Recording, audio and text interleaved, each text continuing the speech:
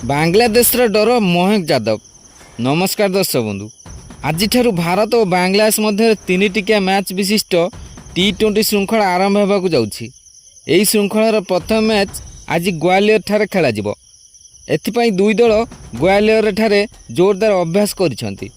Test श्रृंखलार Bharat ठारू 2-0 व्यवधान परास्त होगा पर T20 श्रृंखलार विजय सह प्रत्यावर्तन करने को योजना रखी बांग्लादेश। सेपटे टेस्ट श्रृंखला भली T20 श्रृंखलार बांग्लादेश को 3-0 व्यवधान परास्त करने लक्ष्य रही सूर्य कुमार नेतृत्वाधीन भारतीय दल। दर्शक बंधु, यही मैच रे भारतीय दल पक्षर 3 जन नुआ खेलाड़ी आंतर्जातीय क्रिकेट डेब्यू करपारती। यही मैच रे भारतीय दल पक्षर नीतीश रेड्डी, हर्षित राणा एवं निकट में बहुत चर्चित होता बोलर मयंक यादव डेब्यू करने संभावना रही। तेबे इतिमध्य बांग्लादेश दल को मयंक यादव को डर घारिला। तेबे दर्शक बंधु, बांग्लादेश को मयंक यादव को क्यों डर घारुची ता विषय संपूर्ण आलोचना करवा ये वीडियो रे।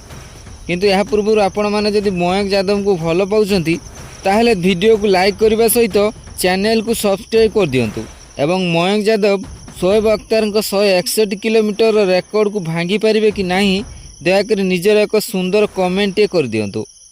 तेबे आसंतु जानिबा संपूर्ण खबर। दर्शक बंधु, मयंक यादव जी कि IPL बहुत चर्चित थिले, किंतु आहत कारणरू से IPL अधारू बाद पड़ते।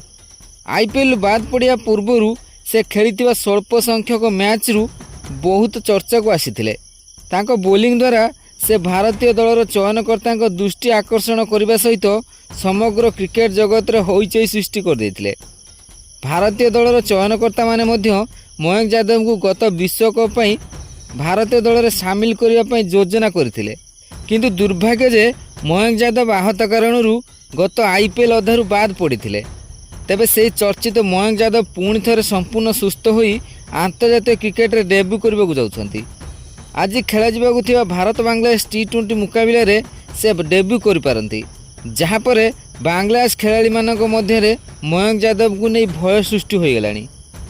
बांग्लादेश बैट्समैन तंजीद हासन मयंक यादव को नहीं कहते जे मयंक यादव भारतीय दलर एक्स फैक्टर। तांको सामने बैटिंग करने को हेले जगी रखी खेलने को पड़ो।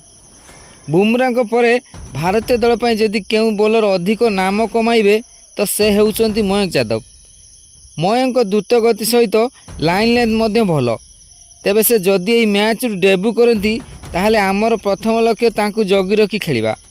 तेबे दर्शक बंधु, आपणक मतरे मयंक यादव यही मैच रे कोन तांकर 157 किलोमीटर बेगर पकाइथिबा बॉल रो रेकर्ड भांगी पारिबे?